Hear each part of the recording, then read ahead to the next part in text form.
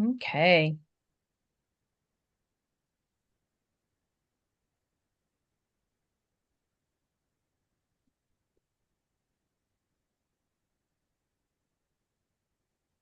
Good afternoon, everybody. As you're coming in, thank you for joining us this afternoon.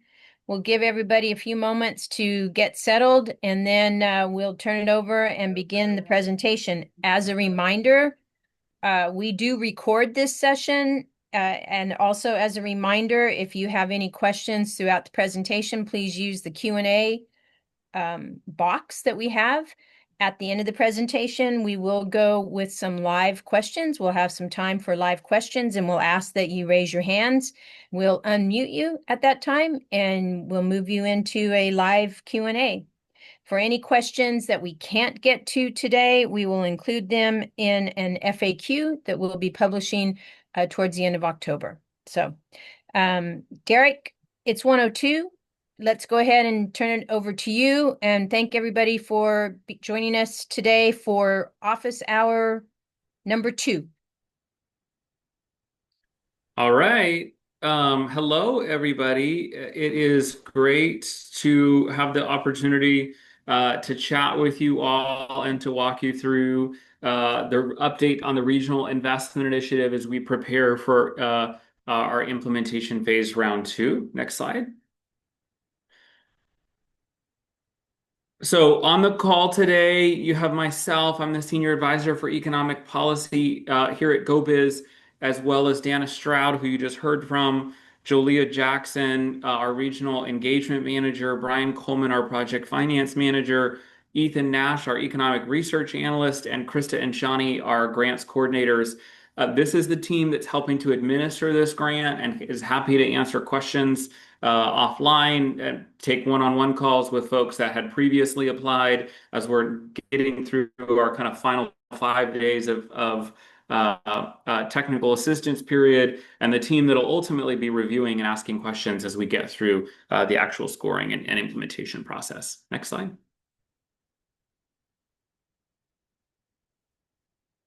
So for those that aren't tracking, the GO-Biz in partnership with EDD and the Jobs Council, which includes the labor agency, is making available approximately $45 million in grant funding within the implementation phase round 2.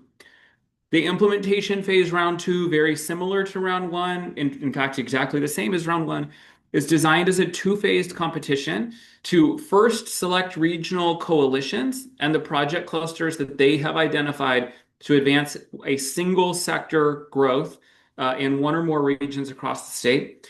And then 2, to invest in the highly competitive individual projects from within that cluster, and as well as hopefully finding additional outside dollars to match to fund the entirety of the cluster. Next slide.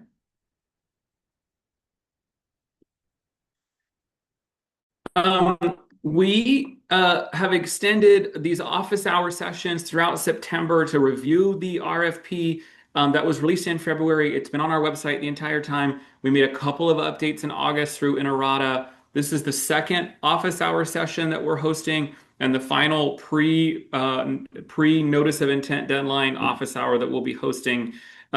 We'll review the application process today, some of the key elements and requirements that are in the RFP, as well as some flags for folks to remember, provide the timing around the second phase, and then this webinar will be posted on the GO-Biz website so that you can review it later. Next slide. Okay, so the round 2 timeline has been updated. For those that were tracking round 2, it was going to start in January. Round 2 is now starting in November. So the notice of intent is due on November 5th of 2025. So in about a month and 10 days, that notice of intent is due. The pre-application for those that submit a notice of intent only, the pre-application is due on December 3rd of 2025.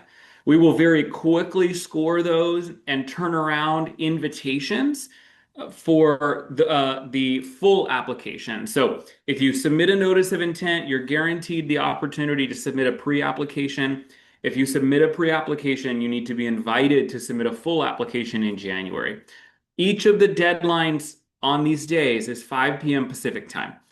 So November 5th at 5, December 3rd at 5, January 16th at 5. Next slide.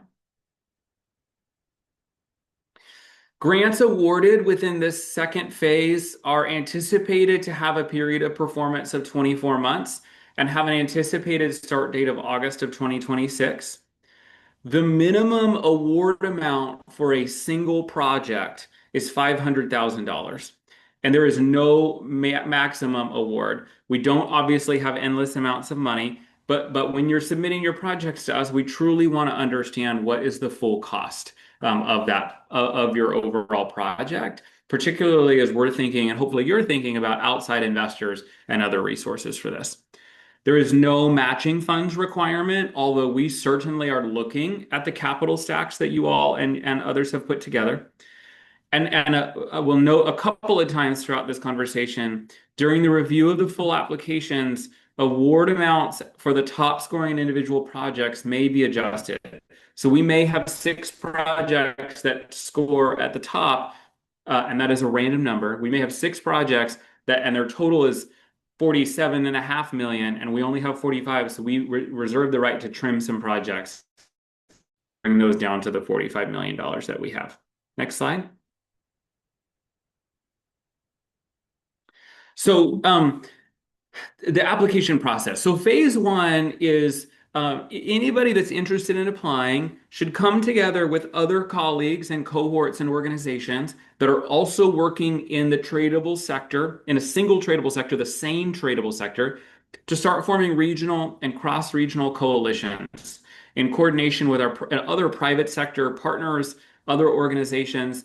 The coalition itself should be big and broad and diverse with businesses and local community colleges and economic development organizations, to start understanding how might you develop a common vision for how these implementation funds could start to scale the growth of the identified sector in your region.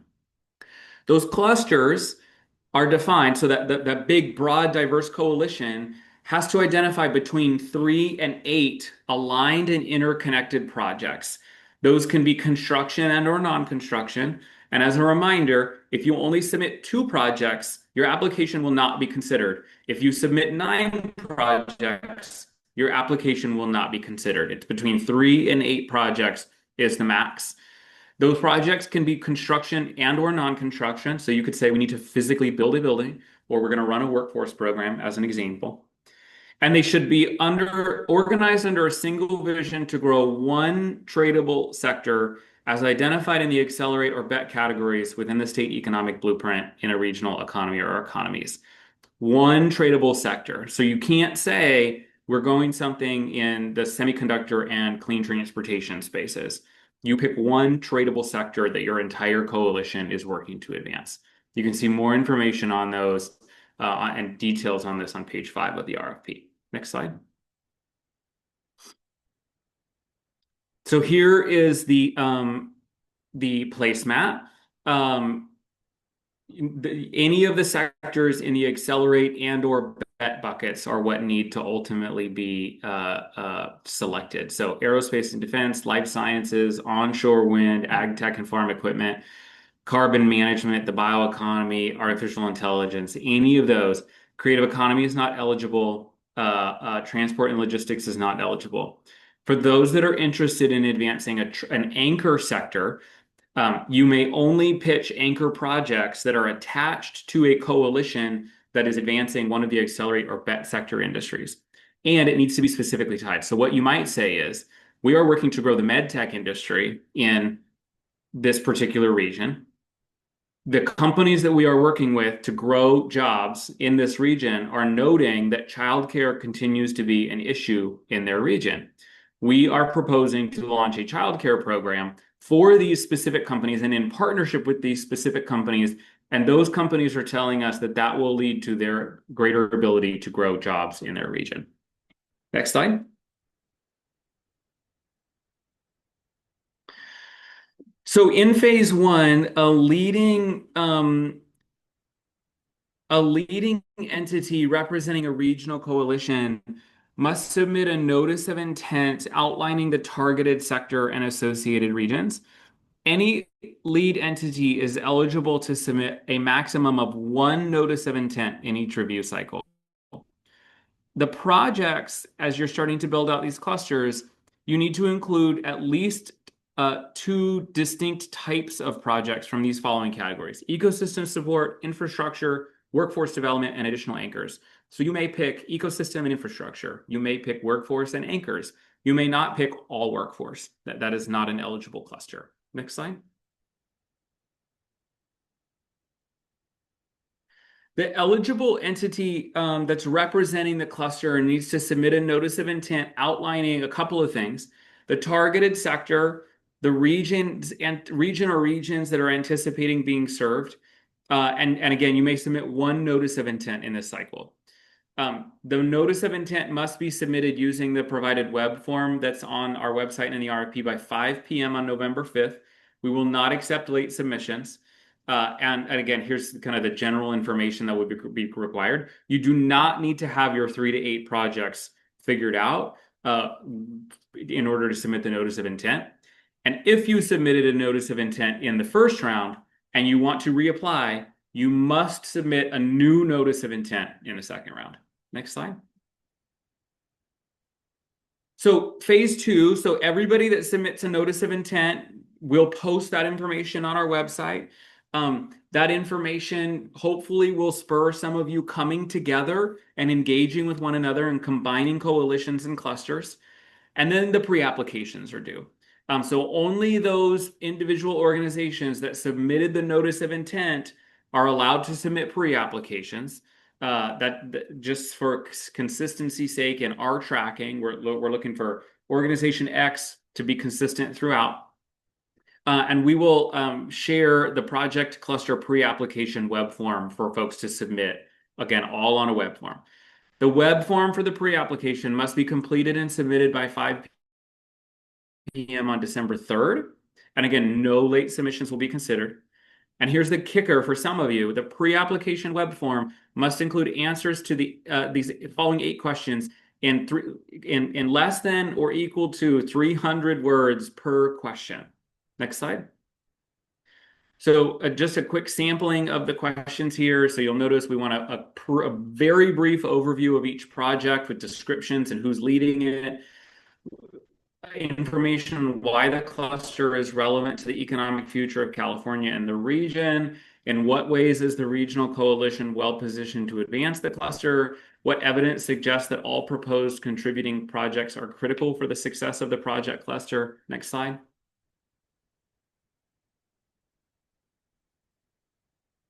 What is the job creation potential for the project cluster and the profile of the jobs? What's the financing plan for the proposed projects? What potential blockers do you see to successful implementation? And what's the proposed timeline for completing these activities? 300 words or less in each of these answers. This is not intended to give us every bit of information about the projects, the 3 to 8 projects that you're pitching overall. It's meant to be an overarching, develop an overarching understanding for the scoring teams. Next slide. Once we score the pre-applications, the finalists from the pre-application round will be invited to apply in the second phase with the full application. So a single organization submits a notice of intent. A single organization on behalf of their cluster submits the pre-application. And then every project in the pre-application cluster that is a finalist will be invited to submit individual applications to really build out a robust profile of their specific projects, while also ensuring that there's a storyline weaved in, because all of these projects are intended to be a part of a single cluster. You need to make sure that you're sharing the same information and data and weaving the story about why Project A is imperative to Project B and why Project B is imperative to Project A. The full application must be submitted via email to the email on your screen, regionalinvestment@gobiz.ca.gov, by 5 p.m. on January 16th, 2026. Next slide. We will score the full applications from January 26th through about February 23rd.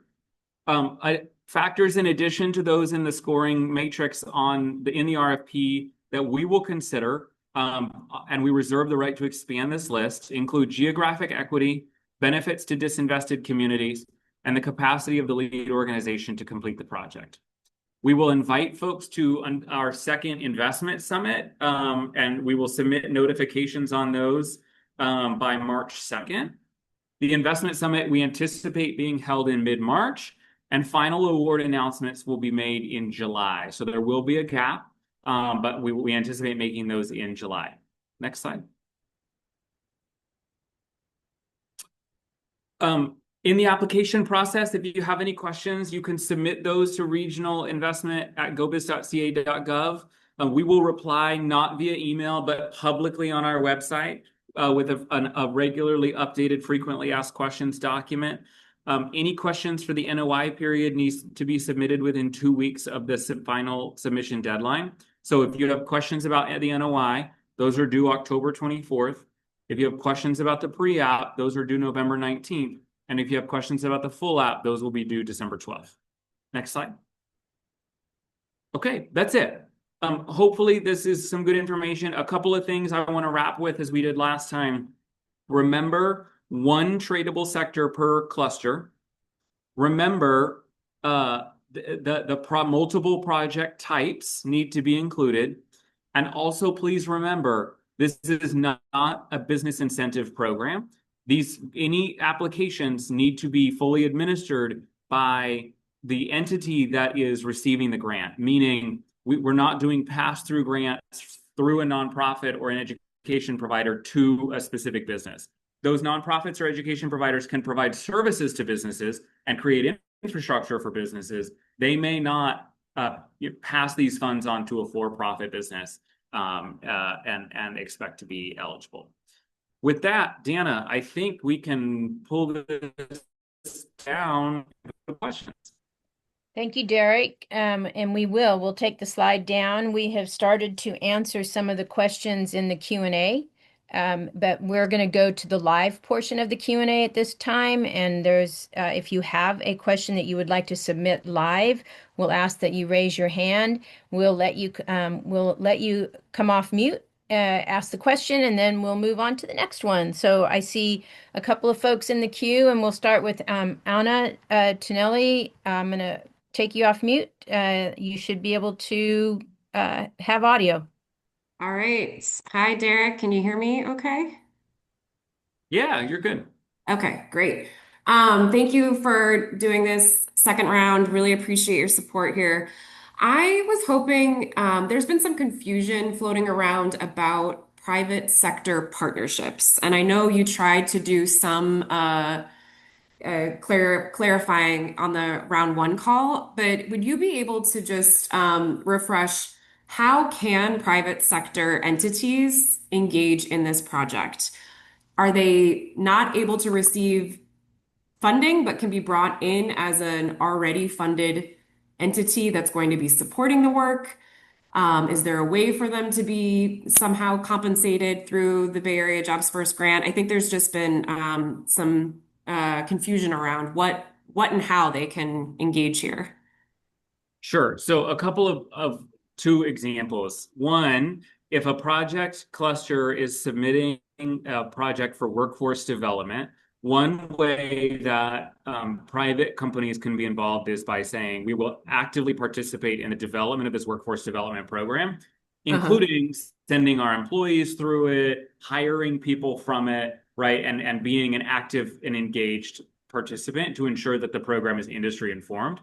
A second could be someone, and we funded several, in fact, every cluster we funded in the first round had a venture fund. So an applicant could say, we're going to establish a venture fund and provide direct contributions to business in that way, but it's through a fund mechanism and isn't simply just a pass through, right? There's requirements and guidelines that need to be developed to administer that fund effectively. Okay. Super helpful. Thank you. All right. Thanks, Anna. Ali Morris, you're coming off mute for your question. Yes, I had a similar question also about for-profit participation. if there's a for-profit business that's going to be part of your cluster, and they are actually going to submit or add some meaningful piece of your overall project, is that permitted?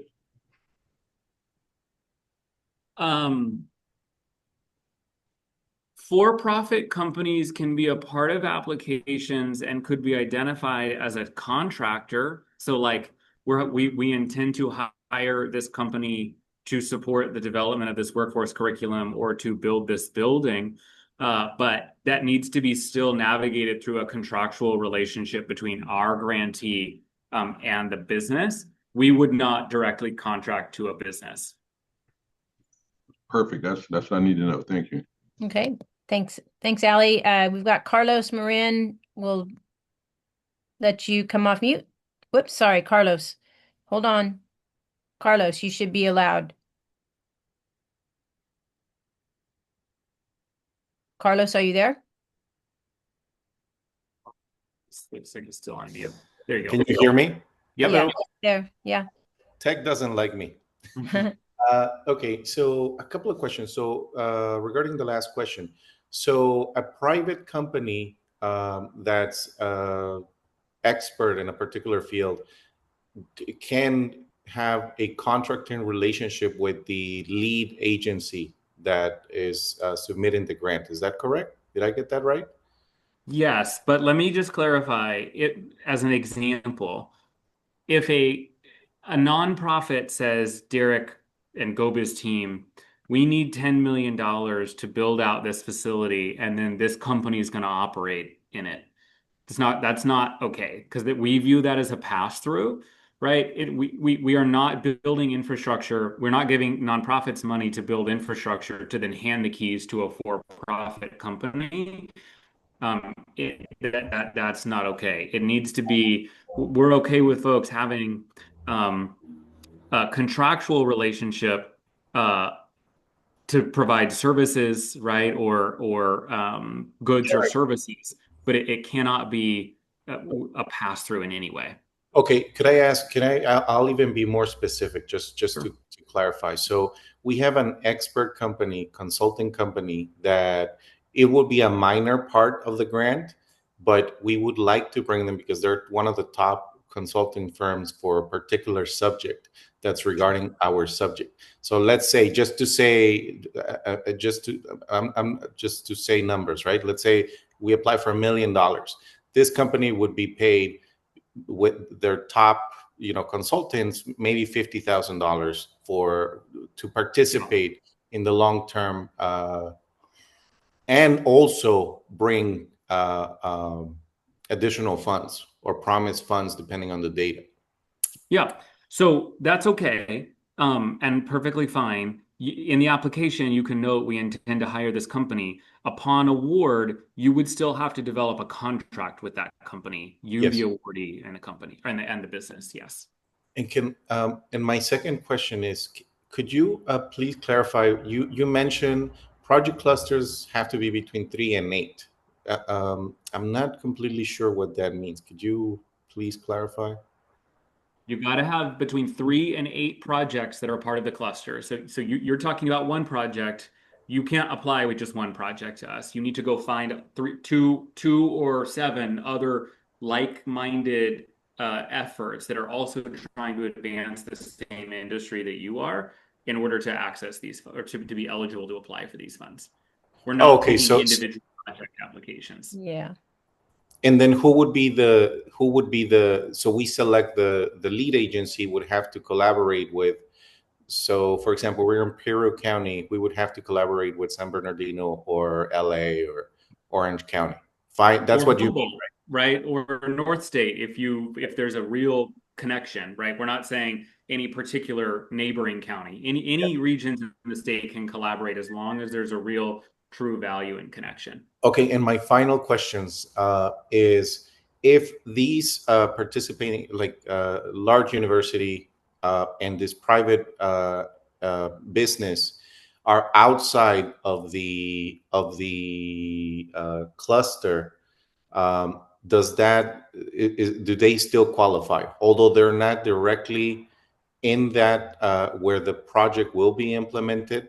Will they still qualify to be participants? I can even be more specific about my question. Okay.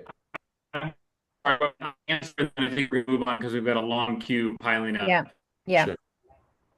Entities are allowed to participate in your cluster or your grants as long as they're eligible and as long as they have a clear tie and connection to the project. Got it. Carlos, thanks for your questions. We're going to go to Lauren Picone. I'm going to ask you to unmute, Lauren. Go ahead. Hi, I was just curious if a current Catalyst recipient of the pre-development phase can apply for the implementation funding, if, say, the permits aren't in hand currently, but they will be by August 2026. Yeah, really great question, Lauren. Absolutely. Permits we're a little bit flexible with permits because we realize that different jurisdictions administer them in different ways. We also realize that some permits expire at certain times. So yes, great question. So when applying, you wouldn't have to specify whether or not your permits are I in would hand. include in your application Okay. a note on your plan to Right. get permits quickly and how you're, ready to go to the city and ask for the rubber stamp. But you don't have to have them as part of your application. Great. Thank you so much. Thanks, Lauren. Yep, we're going to go to Angie Garland. You are next in the queue. I'm taking you off mute. Great. Hi, I'm Angie Garling with the Low Income Investment Fund, and I work on early care and education or childcare issues. I asked a question in the Q&A about how I looked at some of the past grantees, and it looks like I didn't see any where they mentioned childcare at all. But Derek, you mentioned it as an example of how it can be, included as an anchor sector. So I'm just sort of asking, like, have you seen this? Have you seen childcare be incorporated in or included in any past applications that have been successful?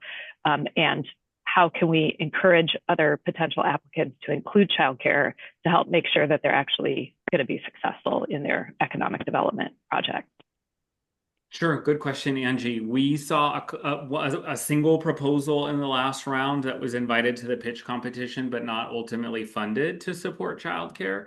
Encourage you or any of your colleagues to look at the notice of intent list as that's submitted and to reach out to those organizations and seek partnerships to include childcare services as part of their overall cluster. Yeah. Derek, I might add, Angie, you might want to check out the state's economic blueprint and what we call the crosswalk to see those regions that have identified childcare as a sector of interest, and there you might want to connect with them also. Thanks for the question. We're going to move on. Brian, and I'm not going to pronounce your last name incorrectly, Brian. So it's a Brian K. We'll take you off mute. Is that all right?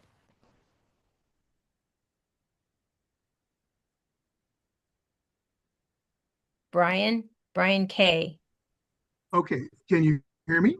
Yes. Yep. This is Brian Kaloji with the Kaloji Corporation. I submitted a grant application, I believe it was in April, for the Kern Coalition. And I hear that you've awarded funds to this organization somehow. And I thought the grant at that time, the RFP was for $1.5 million, but that's maybe unrelated to what you're dealing with here. This grant cannot be applied for by my private company, which has patents and builds pilot plants for direct air capture in Kern County.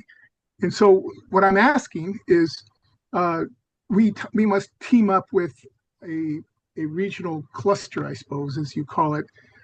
And I asked several questions. The University of California, we've been working with the University of California Cooperative Extension here in Kern County as a partner for our project that were funded by the California Department of Food and Agriculture.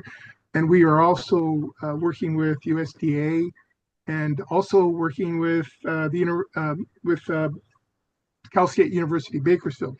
Are these organizations eligible to apply for an NOI? Or are they educational? Yes, Brian. Education institutions are eligible for this grant. You can find more information on what types of institutions are eligible in the RFP itself. The $1.5 million RFP you're talking about was administered by Kern Community College District. That was for a pre-development grant. This is for an implementation phase grant administered by the state.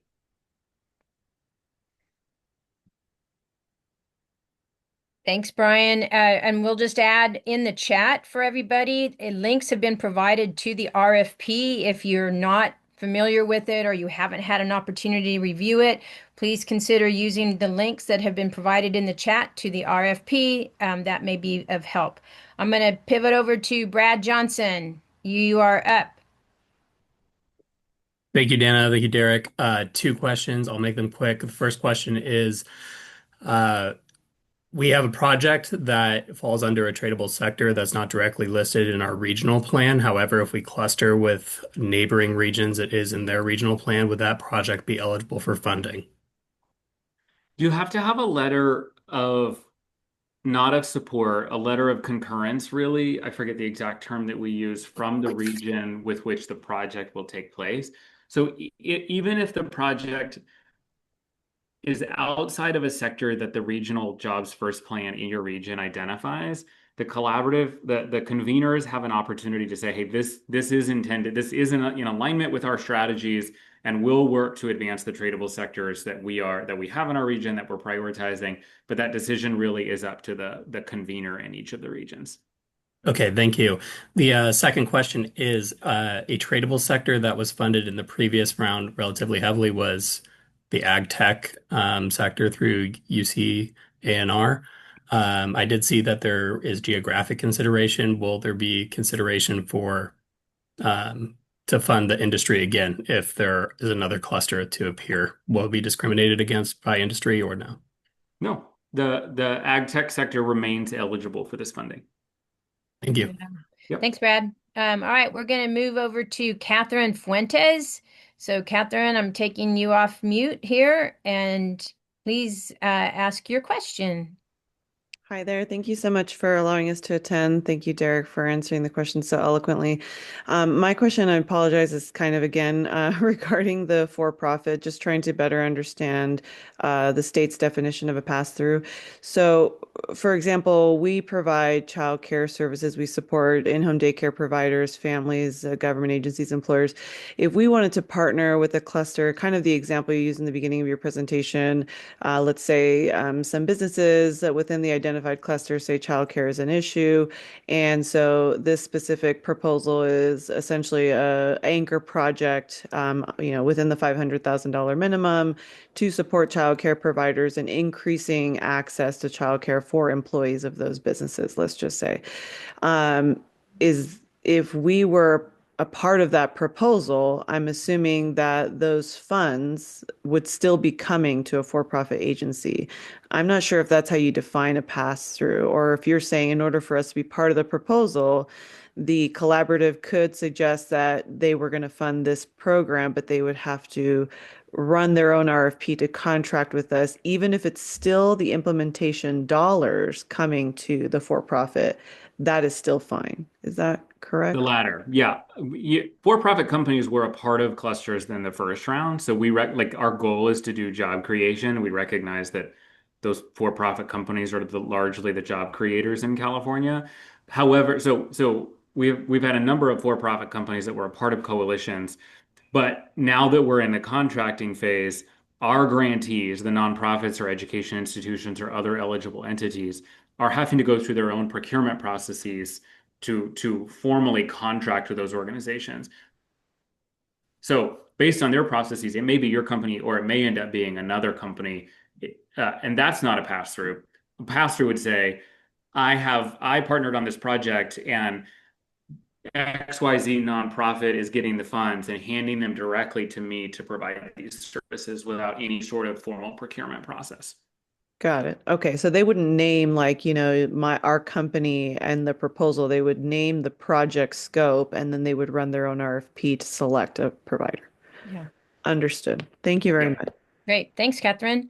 We're going to move on. Dr. Seal, I believe, if I'm pronouncing that right.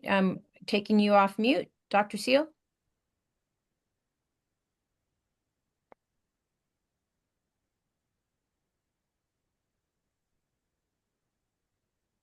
Dr. Seal, do you see where you're taking yourself off mute?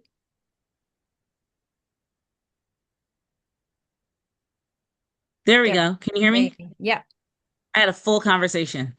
Oh, well, did you answer No, it's okay. your own It was a good question? one. It was amazing conversation just with me though. Thanks so much for this meeting.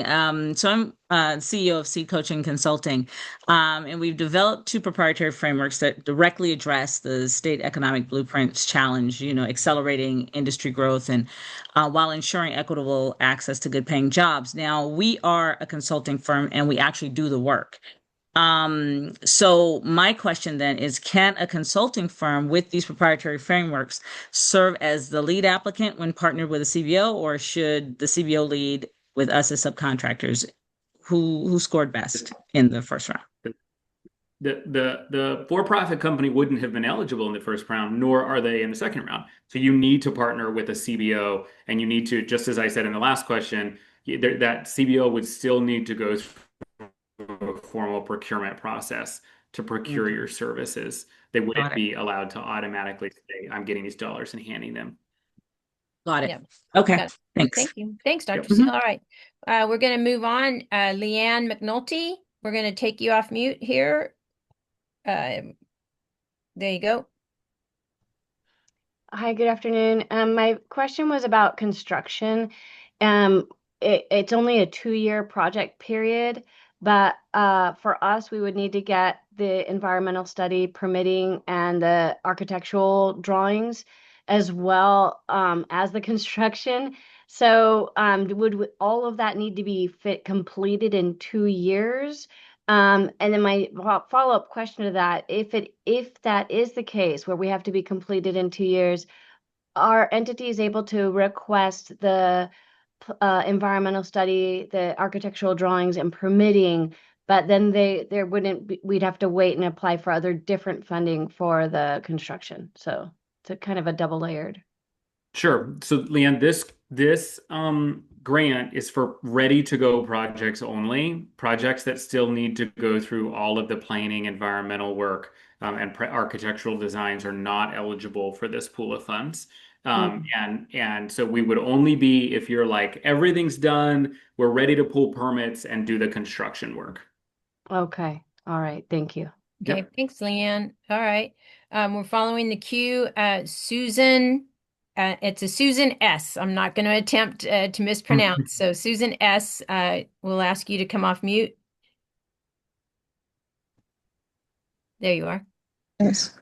Hi, Derek. Thank you for your succinct presentation. We had a point of clarification to understand. So if we have, as a nonprofit, submitting the main application for this RFP, and we have a for-profit educational community, we're a nonprofit entity, but if we have a community college and another interconnected projects, once we submit the application, do we also must follow up with each of those clusters to submit their own application as well as part of a total package? Can you provide some clarification on that?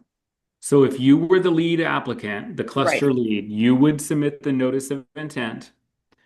You would gather all of the information from your projects to submit the pre-application. And then we would invite all of your individual projects to submit their own full applications. Got it. Okay. Oh, so each partner has to basically provide their own project under the umbrella. Yep. Okay. And the contract is through with the lead. No, the contracts would be through each individual project. Got you. Okay, perfect. But we just have to make a team. And yeah, you're playing the quarterback and coordinating and being the sheep herder. Yep. Yeah. And the next question is, so we are in San Diego County, but can it be somebody up in Solano or somewhere else and be part of the team? As long as you can articulate why the organizations are all part of the cluster and how they'll work together, yes, as long as they're based in California. Perfect. Thank you. Great. Thanks, Susan. All right, everybody, we're going to take two more live questions, and then Derek, we're going to pivot to the Q&A box also. So we're going to look at Sarah Batista, and we're taking you off mute. And there you go. Good afternoon. My question is about following up from the previous round. So our project, we were part of a project cluster for round one, and we'd like to apply again. Our project lead was already funded. So how does that work? Would they, we want this project to align within that same cluster again. If they were already funded, do we need to find a different project lead to submit the NOI, or what's the recommendation? Yep. So if you were a project that wasn't funded in round one and other parts of your cluster were, you need to find a new cluster to be a part of in round two. A new cluster. Okay. Yep, create a new cluster. Sarah, thank you. And then April Turner, we're going to take you off mute, and you are our last live question. And then Derek, we're going to go to the Q&A box. April? Hey friends, and I'm sorry if this has been repeated or I missed it. Can you clarify whether the Kern Community College District is going to continue managing agency or whatever for the implementation round, or if there's going to be a separate or different fiscal or administrative body overseeing these projects? Like if we're We in are Kern the County? fiscal administrative body we are the body overseeing these grants. Pre-development catalyst funds were administered by the conveners, KCCD being that for Kern County. Implementation funds are being administered by GO-Biz and EDD and Okay. Yep. My second part of that question is going to be specific to Kern County, particularly in the Kern River Valley. I just want to clarify, would projects that develop workforce and economic opportunities through tourism and outdoor recreation sector, is that going to fall under the eligible activities for this implementation RFP? No. No, because tourism and outdoor recreation are in the strengthened bucket and are not eligible sectors under this RFP. Okay, so it does have to be in those other two boxes. Yeah. Absolutely has to be in those other two boxes. Yep. Yeah. I think so. Thanks, April.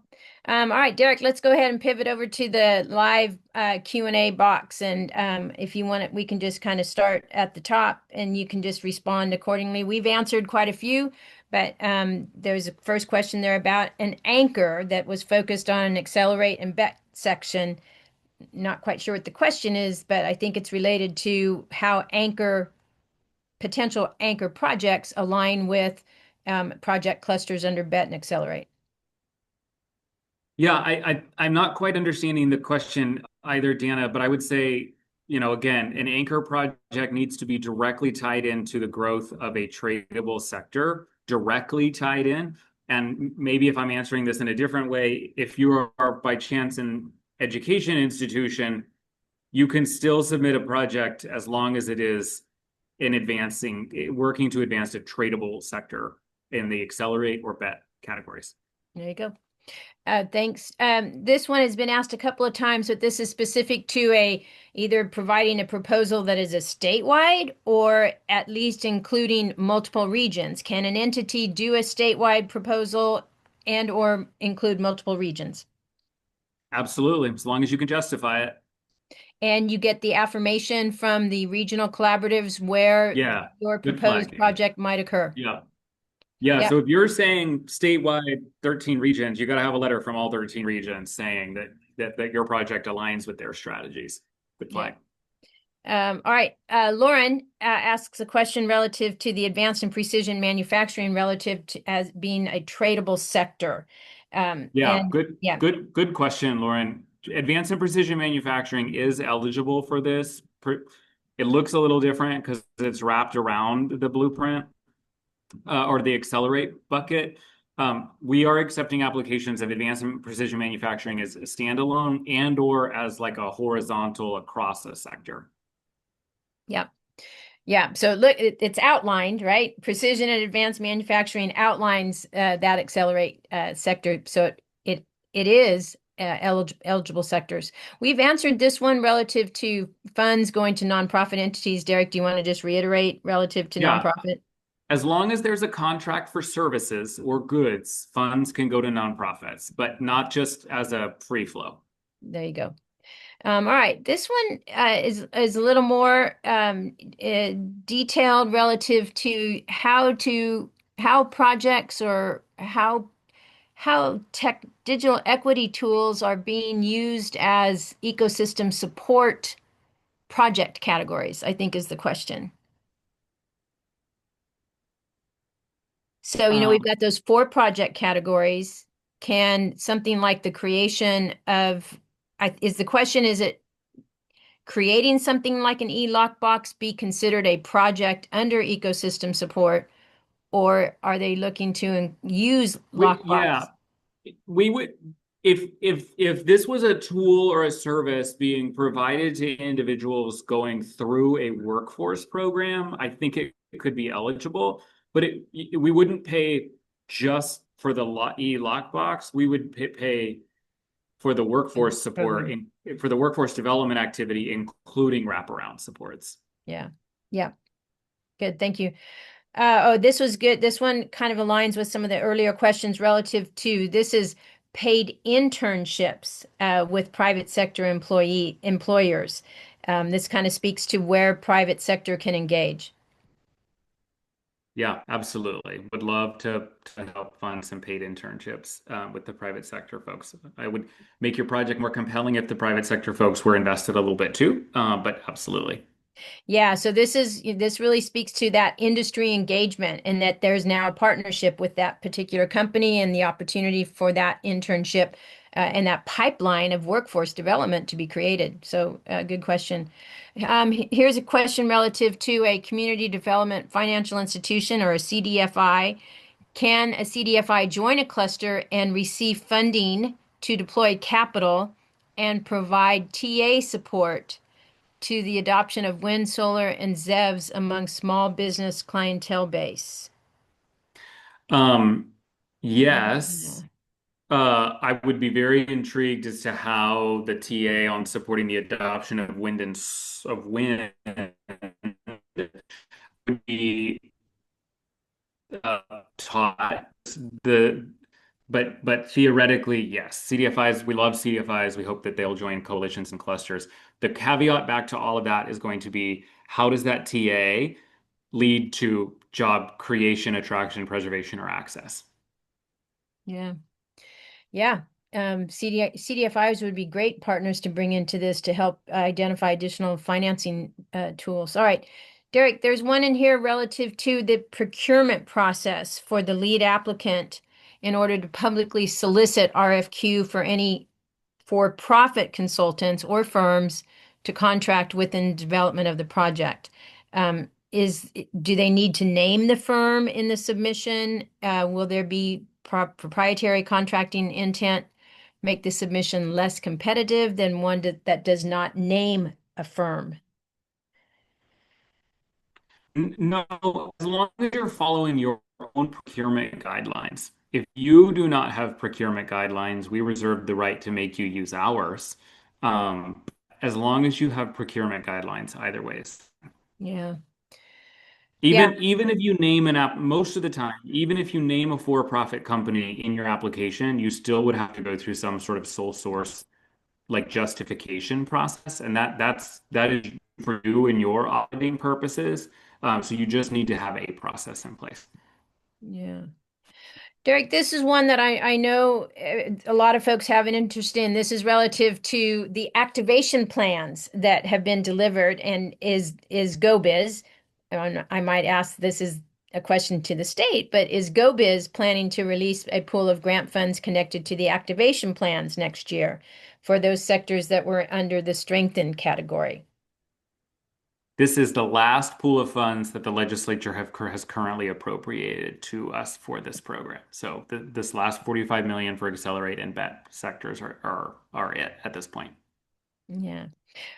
Derek, I'll just add, we know that there are a few cohorts that are growing around some of those sectors in the strengthened category, and they're starting to look at projects that they can work on collectively. So if you have any interest in understanding some of those sector cohorts in the strengthened category, we're happy to help make some connections on that. Yeah. All right. How are individual foundational projects viewed that would complement other projects within the clusters, given the focus on ready-to-go projects, i.e., strengthening the skills of farm laborers we'd want to enter the clean economy industry?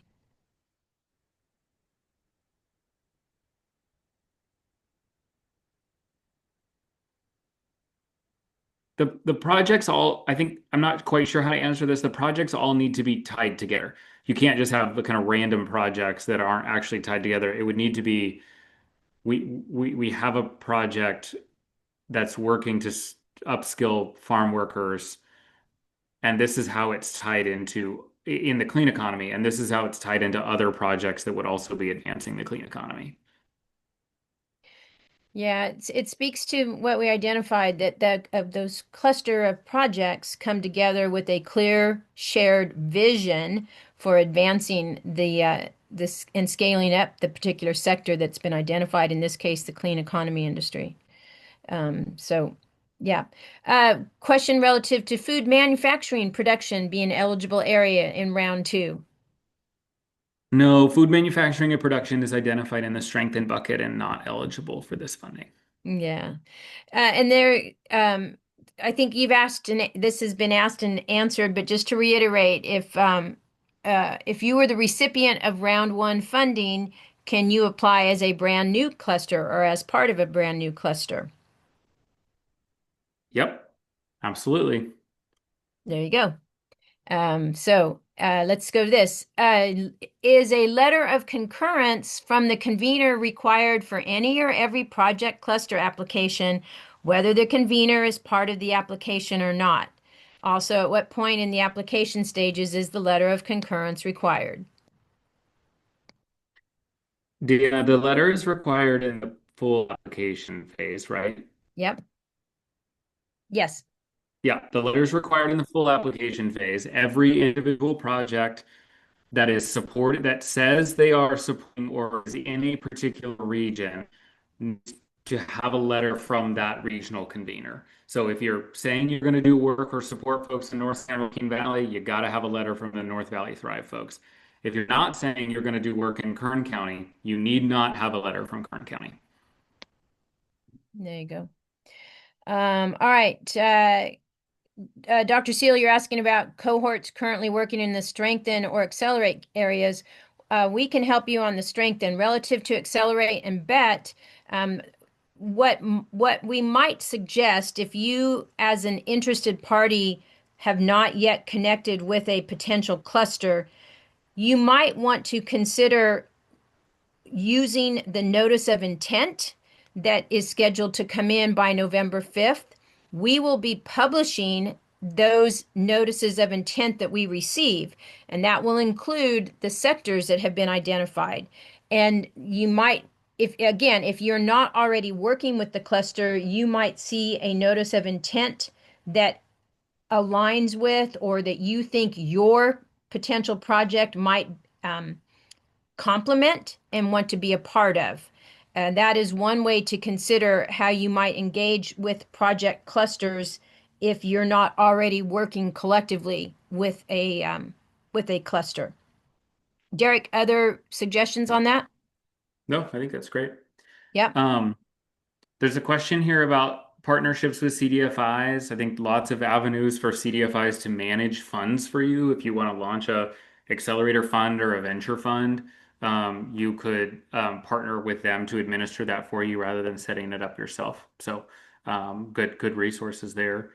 What is GoBiz's thoughts about partnerships with SBDCs? We do fund SBDCs quite a bit here at GoBiz as well as the federal government. I think a partnership with the SBDC is great as long as it's not simply saying that they're doing what they're already supposed to be doing with us. It needs to be for a new service that's added. If your project is related to an anchor area, is it correct that you need to support projects in the accelerator areas to be eligible? Yes. If you are trying to launch a workforce development program, it needs to be in direct support of one of the tradable sectors in accelerator bet. Renee, can you clarify the manufacturing and precision manufacturing answer? So manufacturing, the blueprint is designed around how are we supporting largely advanced and precision manufacturing jobs. So you may say semiconductors, but you may say specifically we're looking at the advanced and precision manufacturing elements of semiconductors. You could say R&D as well, but you could target advanced and precision manufacturing. We've also allowed advanced and precision manufacturing to be its own individual sector in that. Brian Kaloji, how do carbon capture technology providers and installers associated with the ag industry? I think we answered a little bit of this, but you're welcome to look at the notice of intent list that'll be posted on November 6th on our website and reach out to folks individually. Yeah. Thank you, David. Access Plus Capital, one of our great CDFIs that's available to help. So Alice, relative to your question in the question, we are capturing any questions that were not answered that we will be adding to an FAQ. Otherwise, we would encourage you to see the recording for any specific questions that were asked and answered during the recording. Maxine, to your question, the Kern Coalition funding is different than our funding. So there's no eligibility requirements connecting the two.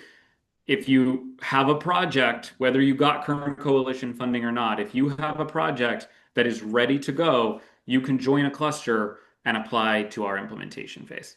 Yeah. Derek, I think we've answered some questions and we've had a deck and we are in a position to move forward. As a reminder, we will be posting the recording of this office hour to the GO-Biz website. Links have been provided in the chat where the implementation RFP is located, as well as where the web form that is required to be completed for the notice of intent. That link has been provided. As a reminder, that web form link will go live on October 1. And we've also included a link to the errata that would just outline any changes, specifically the date changes that occurred in the RFP. Derek, we'll give you the last moment on the floor before we end today's session, and we thank everybody for their participation. Derek, we'll turn it back to you for a wrap. Yes. Thanks, everybody, for answering one last question in the chat. Thank you for your time. We appreciate your interest in this grant program. You're welcome to email regionalinvestment@gobiz.ca.gov before the timelines we shared in the deck to get answers posted on the FAQ. Otherwise, thanks for your interest and good luck. Great. Thank you.